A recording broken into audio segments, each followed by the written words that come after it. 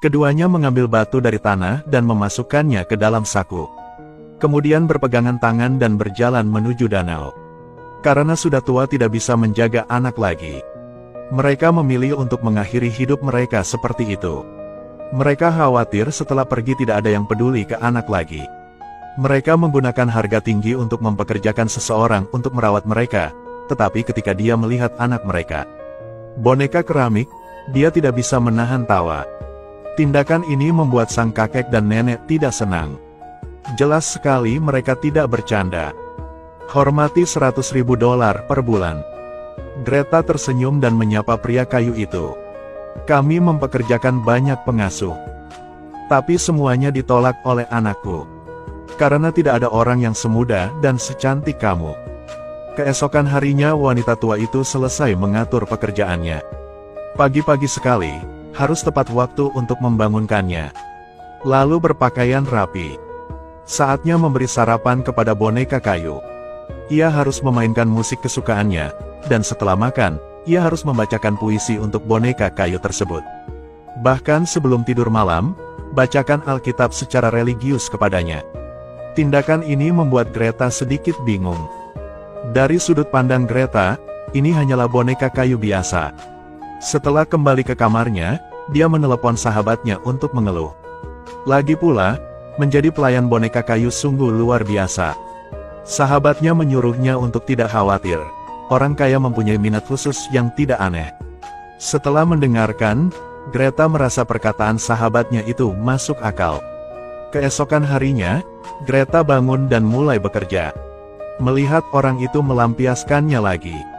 Sedang kesal karena boneka itu membuat ruangan berantakan.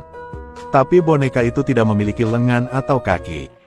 Jelas tidak. Orang tua itu menyuruhnya untuk tidak terlalu banyak berpikir. Karena tidak nyaman bagi mereka berdua untuk pergi jauh bersama putranya.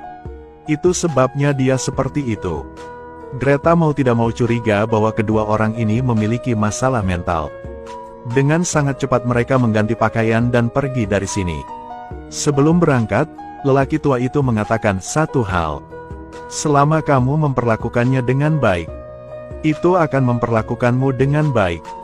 Namun sebelum dia selesai berbicara, wanita tua itu memotongnya. Dia memberikan boneka itu kepada Greta, menyuruhnya untuk merawatnya sesuai permintaannya.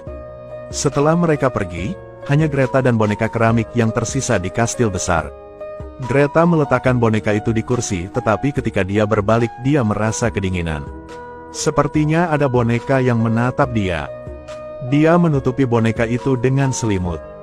Tidak ada pengawasan dari kedua kakek dan nenek Greta yang lebih berani. Siapkan makanan seperti seorang master. Lalu menuangkan wine dengan santai membaca majalah. Benar-benar lupa nasihat orang tua itu. Tanpa sadar dia tertidur. Namun yang tidak diketahui Greta adalah mereka tidak berniat kembali. Saat Greta bangun, hari sudah gelap. Saat melewati ruang tamu, dia secara tidak sengaja menemukan selimut boneka itu telah terlepas. Hal ini membuat Greta menggigil. Dia segera membawa boneka itu ke kamar. Saat ini boneka itu terus gemetar seperti bayi terlantar. Tak lama kemudian hujan mulai turun di luar, membuat kastil yang kosong itu semakin menakutkan. Greta tiba-tiba terbangun oleh guntur. Merasakan sesuatu bergerak di bawahnya. Cepat lari ke bawah untuk memeriksa. Untungnya boneka itu masih duduk di kursi.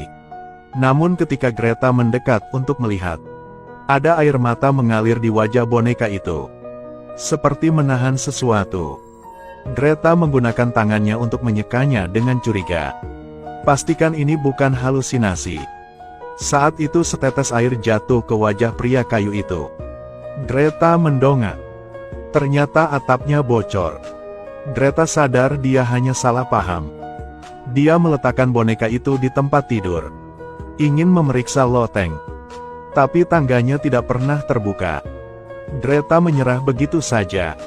Malam itu dia menerima panggilan telepon. Tapi pihak lain tidak berkata apa-apa. Dia hendak bertanya tetapi orang lain mematikan telepon. Dia curiga ini ada hubungannya dengan boneka itu. Karena Greta selalu merasa boneka itu sedang menatapnya. Mata itu sepertinya memiliki kehidupan. Meski terkunci di dalam ruangan, perasaan aneh itu masih belum hilang. Hari itu penanggung jawab kebutuhan sehari-hari membawakan barang-barang tersebut. Greta segera bertanya tentang boneka itu. Ternyata 20 tahun yang lalu, anak-anak dari dua orang tua itu tewas dalam kebakaran tersebut. Karena sangat merindukan anak, maka perbaikilah bangunannya dan tempatkan boneka kayu ini. Tampaknya boneka kayu tersebut hanya sekedar dukungan spiritual bagi pasangan tersebut. Sore harinya, Greta mandi. Tiba-tiba dia menyadari kehilangan beberapa helai rambut. Ini seperti seseorang memotongnya. Yang lebih aneh lagi adalah tidak dapat menemukan pakaian dan kalung yang dia lepas. Dia membungkus dirinya dengan handuk dan keluar untuk memeriksanya. Lihat, semua laci terbuka. Perasaan buruk muncul. Tangganya tidak bisa dibuka dan entah kapan diturunkan. Dia dengan berani mengambil tongkatnya dan berjalan. Tanpa diduga, dia baru saja muncul. Lift menutup secara otomatis. Suara benturan keras mengagetkan Greta. Dia berjongkok dan menyadari dia terjebak di sini. Kegelapan di dalam rumah membuat Greta takut. Saat ini, suara mobil terdengar di bawah. Greta segera mendekati jendela. Melihat pengantar barang mengetuk pintu. Greta dengan cepat mengetuk pintu untuk menarik perhatiannya. Namun semuanya tertutupi oleh suara angin. Hanya bisa melihatnya pergi. Greta baru saja akan mencari jalan keluar lain. Bayangan hitam tiba-tiba muncul. Greta sangat ketakutan sehingga dia segera mundur. Sayangnya, terpeleset dan jatuh pingsan. Keesokan harinya, Greta bangun. Melihat mantel yang tergantung di dinding, dia mengerti. Ternyata dia salah tadi malam. Saat ini, lift tiba-tiba terbuka. Greta dengan hati-hati turun. Temukan segala sesuatu di ruangan dikembalikan ke keadaan semula. Dia bertanya-tanya apakah dia sedang berhalusinasi. Namun ketika Greta sudah berpakaian, dia pergi melihat boneka itu. Terkejut menemukannya duduk di tempat tidur sambil memandang keluar pintu. Di sebelahnya ada yang diingatkan lelaki tua itu. Sepertinya boneka itu memperingatkannya. Greta ketakutan. Dia berlari kembali ke kamarnya untuk bersembunyi. Dia mulai panik karena tidak mendengarkan lelaki tua itu. Dia segera mengangkat telepon untuk memanggil polisi. Namun di seberang telepon, suara boneka itu terdengar. "Kemarilah, bermainlah denganku." "Siapa kau? Kenapa kamu tidak mendengarkan?" Greta sangat ketakutan hingga dia menjatuhkan ponselnya. Langsung jatuh. Di luar lorong, suara boneka itu terus terdengar. "Jangan takut, aku tidak mempunyai niat buruk. Aku membuatkan roti untukmu." Greta dengan hati-hati membuka pintu. Tanah telah menyiapkan roti. Dia mendongak untuk melihat boneka itu masih menatap lurus ke arahnya. Greta segera memahami segalanya. Dia tidak merawat boneka itu seperti yang diperintahkan, yang membuat boneka itu marah padanya. Sejak hari itu, dia memperlakukannya seperti anak kecil, dengan tegas menuruti permintaan lelaki tua itu. Setiap pagi, bangunkan dia, putar musik kesukaannya sambil makan, lalu bacakan puisi untuknya. Di waktu luang, ajaklah berjalan-jalan di sekitar rumah. Bacakan Alkitab untuknya di malam hari sebelum tidur.